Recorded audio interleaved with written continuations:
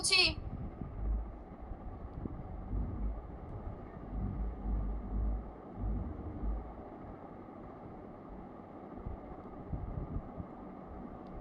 চন্দনা বলো।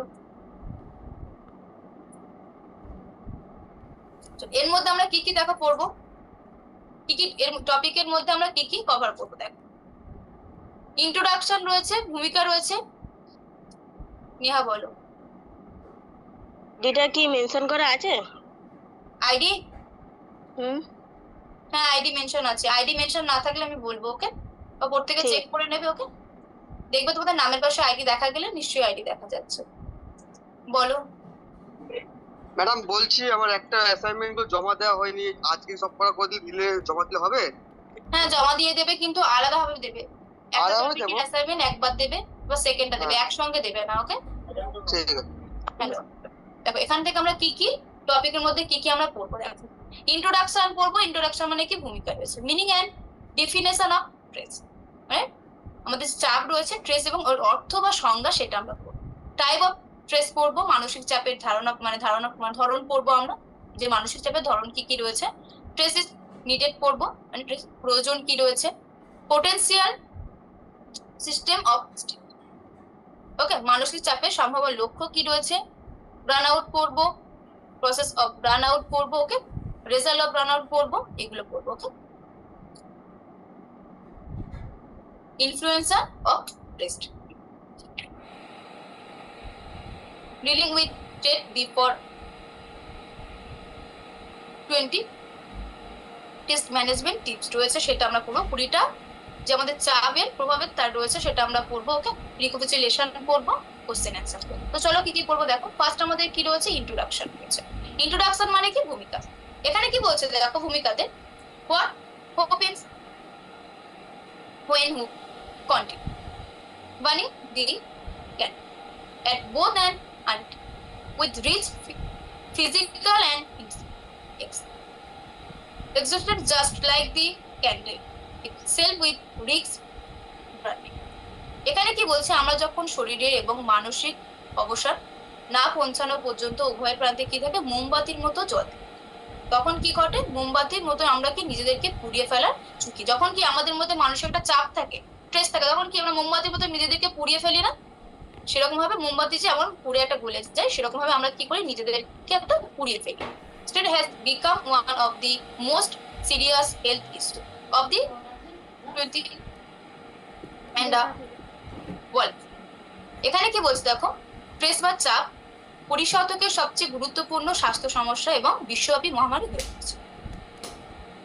20 দশকে কি হয়েছে, যে স্ট্রেস বা চাপ এটা কি রয়েছে, একটা মহামারী আকার নিয়েছে, বিশ্বব্যাপী একটা মহামারী হয়ে উঠেছে। আর তারপর আমরা আমাদের স্ট্রেস বা পরিচালনা কি, বোঝা গেছে? ইন্ট্রোডাকশন বা ভূমিকা। যারা এখনো পর্যন্ত আইডি মেনশন করনি, প্রত্যেকে আইডিটা মেনশন করে নাও, ওকে? নেক্সট কি বলছে দেখো, meaning of definition of stress, মানে কি, স্ট্রেসের যে অর্থ বা সংজ্ঞা, সেটা আমরা বুঝি। চাপের সংজ্ঞা বা অর্থ রয়েছে। Stress is the reaction of the body and the mind when with challenge of threat. Stress হলো শরীর এবং মনের প্রতিক্রিয়া যখন চ্যালেঞ্জ বা হুমকির সম্মুখীন।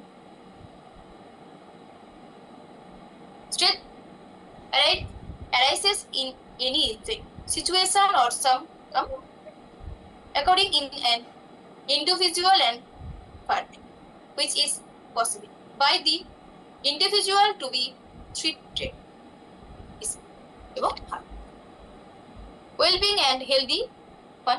এখানে কি বলছে, একজন ব্যক্তির পরিবেশে ঘটতে থাকা যেসব ঘটনার পরিস্থিতিতে স্ট্রেস দেখা দেয়, যে আমাদের আশেপাশে যে ঘটনা ঘটে তার থেকে কি কি আমরা চাপ নিই, স্ট্রেস নিই, দেখা যায় তার থেকে আমাদের কি চাপ বা স্ট্রেস দেখা যায়। যা ব্যক্তি তার সুস্থতা এবং স্বাস্থ্যকর কার্যকারিতাতে কি করে, ভয় পেতে শুরু করে। যখন আমরা স্ট্রেসে থাকি বা চাপে থাকি, তখন ভয় পাই না আমরা। এটা কি আমাদের প্রাকৃতিক দিক থেকেই ঘটে, পরিবেশের দিক থেকেই ঘটে।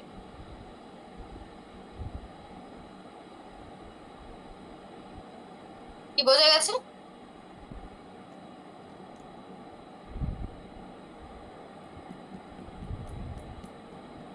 টাইপ অফ মানসিক চাপের ধরন কি রয়েছে।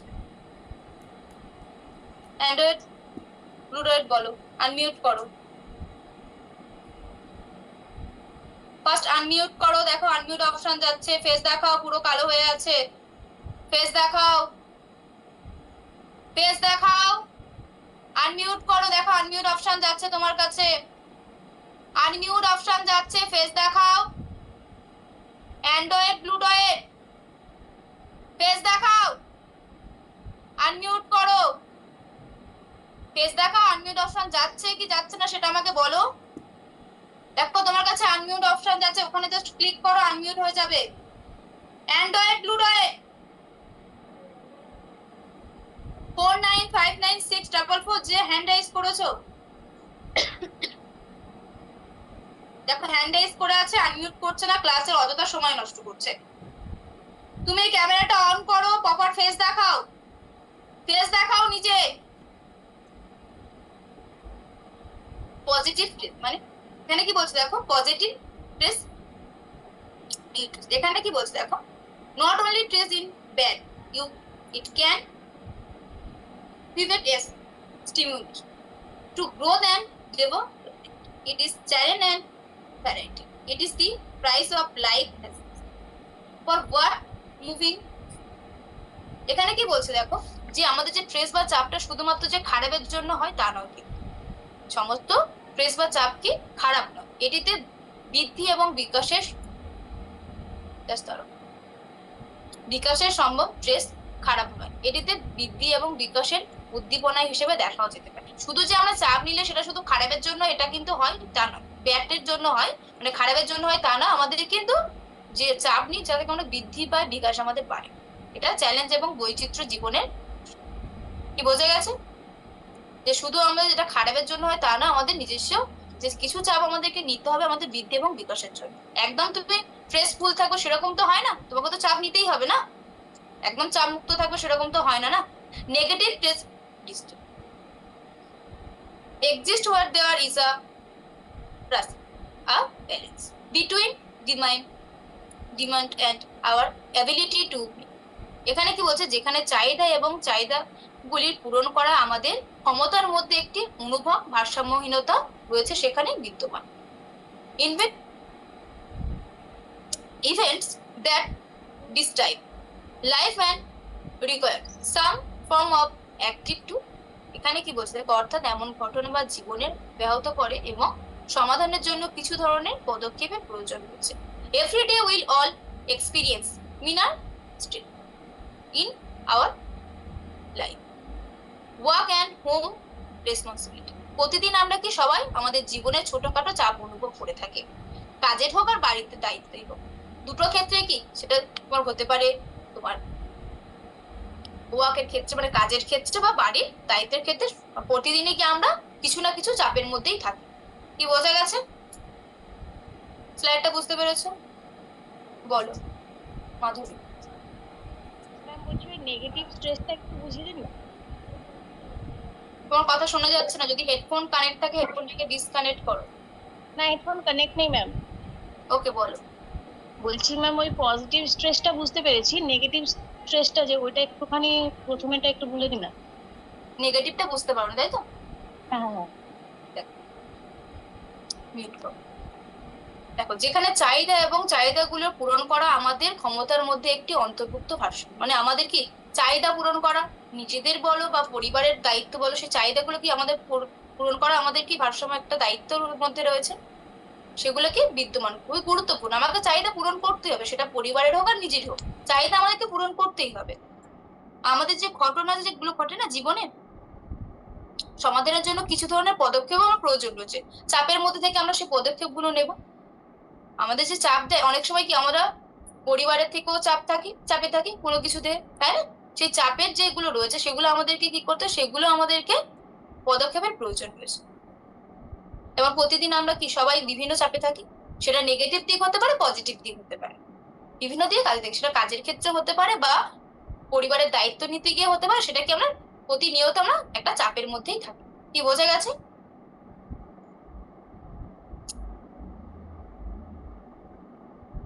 নেক্সট কি বলছে, হ্যান্ড ডাউন করে নাও। ওকে, ট্রেস ইন নিডেড, ট্রেসের প্রয়োজনীয়তা কি হচ্ছে, যে আমাদের চাপের একটা প্রয়োজনও কিন্তু রয়েছে, যে চাপ ফ্রি মাইন্ড হলে কিছুই তুমি করতে পারবে না। চাপ কিন্তু জীবনের একটা খুবই গুরুত্বপূর্ণ ভূমিকা নিয়ে থাকে। যে তুমি স্ট্রেসের মধ্যে রয়েছো তা বলে কি তুমি খারাপ সেটা নয়, চাপটাও কিন্তু খুবই গুরুত্বপূর্ণ বিষয়। চাপ না থাকলে জীবনে কিছু করতে পারবে না, কোনো কিছুতেই সফলতা পাবে না, কোনো কিছুতে গ্রো করতে পারবে। চাপটাও কিন্তু দরকার, প্রয়োজন রয়েছে। But you need state. কেন আমরা চিন্তার প্রয়োজন, মানে কেন আমাদের চিন্তার প্রয়োজন হচ্ছে, আমরা কেন চিন্তা করব, কেন চিন্তার প্রয়োজন? To be without stress it to be dead. তোমরা যদি দেখো এখানে কি বলছে, স্ট্রেস ছাড়া কি মানুষ কিন্তু মৃত হয়ে যাবে। তোমার জীবন থেকে যেদিন চাপ মুক্ত হয়ে যাবে তুমি সেদিন কি মৃত হয়ে যাবে, ডেড, একদম কি ডেড হয়ে যাবে। যখন তোমার মধ্যে চাপ থাকবে না তুমি কিন্তু একদম পুরো ডেড হয়ে যাবে। এখানে বলছে দেখো গ্লাস অ্যান্ড সিঙ্গার 1972 যে তোমার যেদিন তোমার মধ্যে স্ট্রেসটাই থাকবে না, চাপটাই থাকবে না, সেদিন তুমি কি হবে, ডেড হয়ে যাবে, মৃত হয়ে যাবে। It is common to assume that state in always bed or a Ranju বল। হ্যাঁ, ওই যে 1972 কেসটা বুঝলাম না ঠিক একটা। এখানে গ্লাস অ্যান্ড সিঙ্গার 1972 সালে এটা বলেছিলেন যে যেদিন তোমার জীবন থেকে চিন্তা চলে যাবে সেদিন তুমি মৃত। আচ্ছা, ওকে, এটি মনে করে সাধারণত যে মানসিক চাপ সবসময় খারাপ বা এটি গুরুত্বপূর্ণ ও আদর্শ, যে এটা কিন্তু আমরা কখনো মনে করবো না যে মানসিক চাপ সবসময়ের জন্য খারাপ। ভালো দিকেও হতে পারে, খারাপ দিকেও হতে পারে। যে চাপটা সবসময় যে খারাপ এটা আমরা নেব, যে নেগেটিভ সেটা আমরা নেব। দেখো টু লিটিল বডম, খুব সামান্য একঘেয়েমি ক্লান্তি, এটাও কিন্তু এক ধরনের চাপ। যে আমাদের ক্লান্তি লাগছে, ভালো লাগছে না, একঘেয়েমি, এটাও কিন্তু এক ধরনের চাপ। টু মাচ বার্ন আউট, অত্যাধিক চিন্তা করি, সেটাও কিন্তু আমাদের এক ধরনের চাপ। Individual react different two state situation, মানসিক চাপের পরিস্থিতি ব্যক্তি ভিন্নভাবে প্রতিক্রিয়া দেখায়। আমরা যখন মানসিক চাপের মধ্যে থাকি তখন কি আমাদের ব্যক্তিত্ব ভিন্নভাবে দেখায়, মানুষের সামনে ভিন্নভাবে, কারোর সঙ্গে রুড হয়ে যাচ্ছি কোনো সময়, এরকম বিহেভিয়ার আমাদের মধ্যে থেকে ভিন্ন ভিন্ন বিহেভিয়ার প্রতিক্রিয়া আমার দেখা দেয়।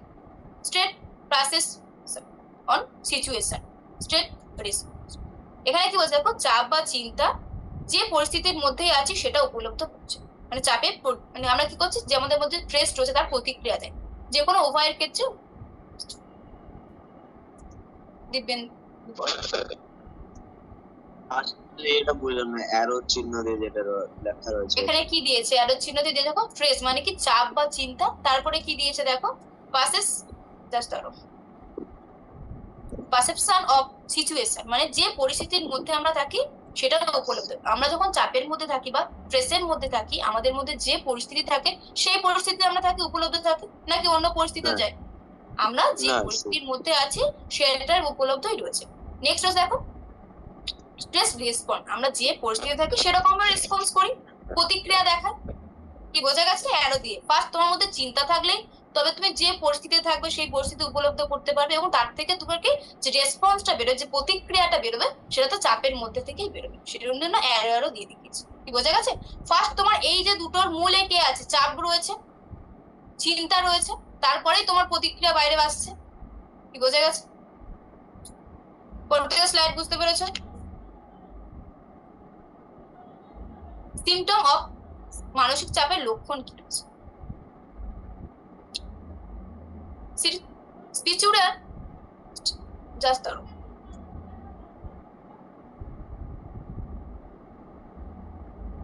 অ্যান্ড্রয়েড নামে যে জয়েন করছো বারবার আর লিভ হচ্ছ, নিজের আইডি দিচ্ছ না, বারবার বলছে, তোমার কিন্তু অ্যাটেন্ডেন্স মিস হবে। প্রত্যেকে প্রপার ফেস দেখাবে।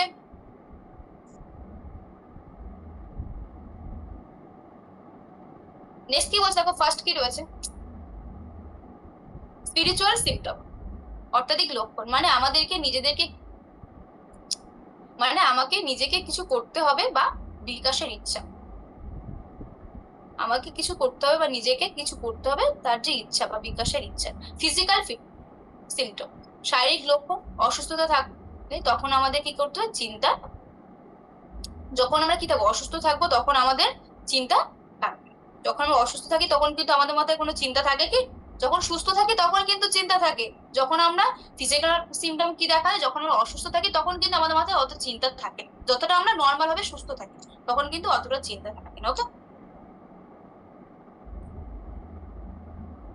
কগনিটিভ সিমটম, আমাদের যখন কোনো চিন্তা ভাবনা বোঝা বা শিক্ষা সমস্যা হয়েছে। যখন আমাদের কি কোনো চিন্তা ভাবনা বোঝা বা শিখতে সমস্যা হয়েছে, সমস্যা থাকে, তখন আমাদের এই সিমটা দেখা যায়। যখন আমাদের কোনো কিছু মানে চিন্তা করছি বা শিক্ষার সমস্যা হচ্ছে, তখন আমাদের মধ্যে কি এই চিন্তাটা আসে। ওকে, জ্ঞানীয় লোক। নেক্সট দেখো সোশিও ইমোশনাল সিমটম, মানে আমাদের বিষণ্ণতা, নিজেদের পরিবর্তন এবং পরিবর্তনের সাথে খাপ খায়। জাস্ট ম্যাম কগনিটিভ সিমটমটা আরেকবার বুঝুন, জ্ঞানীয় ওটা বুঝতে পারলাম। মানে জ্ঞানীয় লক্ষণ, আমাদের যখন কোনো চিন্তা ভাবনা বোঝা বা শিক্ষার সমস্যা থাকে, তখন আমাদের মধ্যে এই যে লক্ষণটা দেখা দেয়। যখন আমরা কোনো কিছু শিখতে পারছি না বা কোনো কিছু আমাদের অসুবিধা হচ্ছে, তখন আমাদের এই যে টেস্টটা রয়েছে, এই সিমটমটা আমাদের মধ্যে দেখা দেয়। কি বোঝা গেছে? মানে কোনো যখন কিছু জ্ঞানীয় অসুবিধা হচ্ছে শিক্ষার যখন অসুবিধা রয়েছে, কি বলো? এডুকেশন পারপোজ, তাই তো? আর স্পিরিচুয়াল সিমটম বলতে আধ্যাত্মিক ক্ষেত্রে? হ্যাঁ, যখন আমাদের এডুকেশন পারপাসে যখন আমরা কোনো কিছু শিখতে পারছি না, তখন আমাদের মধ্যে এই সিমটমটা দেখা দেয়। আর স্পিরিচুয়াল সিমটমটা? কি বলছো? স্পিরিচুয়াল আধ্যাত্মিক সিমটম, ওটা কি আধ্যাত্মিক ফার্স্টেরটা? আধ্যাত্মিক মানে আমাদের নিজেদের কিছু করতে হবে, বিকাশের ইচ্ছা। যখন আমরা কোনো কিছু করতে পারছি না, নিজেকে কিছু করতে হবে, বিকাশের ইচ্ছা রয়েছে, তখন। কি বোঝা গেছে? আচ্ছা আচ্ছা। নেক্সট কি বলছে দেখো, সামাজিক মানসিক লোক। যারা বারবার জয়েন হচ্ছে তাদেরকে বলছি বারবার লিভ হয়ে না, যেখানে নেটওয়ার্কের প্রবলেম নেই সেখানে বসতো। সামাজিক মানসিক লোক মানে কি রয়েছে, বিষণ্ণতা বা মেজাজের পরিবর্তন এবং পরিবর্তনের সাথে খাপ খায়, নিজেকে অসুবিধা হয়, তখন আমাদের মধ্যে এটা হয়। দেখতে যখন আমরা কি একটা জায়গায় রয়েছে, একটা পরিবেশে, কিন্তু সেখানে আমরা খাপ খাওয়াতে পারছি না, তখন আমাদের মধ্যে কিন্তু একটা চাপ থাকে। যখন আমরা নিজেদেরকে কোনো পরিস্থিতির মধ্যে খাপ খাওয়াতে পারি, তখন বিষণ্ণতা হয়, তখন আমাদের মেজাজ খিটখিটে থাকে, এরকম হয় না? যে জায়গাটায় রয়েছি কিন্তু সেখানে আমরা নিজেকে খাপ খাওয়াতে পারছি না, তখন আমাদের মধ্যে এই ট্রেসটা। বিহেভিয়ার সিমটম মানে আচরণগত লক্ষণ। এটা কি বলতো, মানসিক স্বাস্থ্য ব্যাধি বা আমাদের ব্যাধিত লক্ষণ হতে পারে। যেমন আমাদের রাগ, হিংসা হওয়া বা নিজেকে ক্ষতি করা, তখন আমাদের এই বিহেভিয়ার সিমটম হয়। যখন দেখবে আমরা অনেক সময় রেগে যায়, শরীর অসুস্থ রয়েছে বারবার, তার জন্য স্ট্রেসে রয়েছে, চিন্তাতে রয়েছি, তখন কি করে আমরা নিজেকে ক্ষতি করি, রেগে গিয়ে একটা চাপের মধ্যে থেকে কি করে নিজেকেই ক্ষতি করি, রাগ হয়, হিংসে হয়। কি বোঝা গেছে সিমটম গুলো কি কি রয়েছে স্ট্রেসের বা চিন্তা? নেক্সট দেখো, হোয়াট ইজ প্রাণ?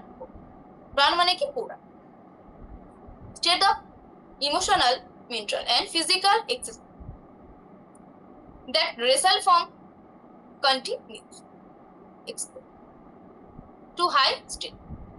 It is এখানে কি বলছে, মানসিক এবং শারীরিক ক্লান্তির অবস্থা, যা উচ্চ চাপের ক্রমাগত প্রকাশের ফলে।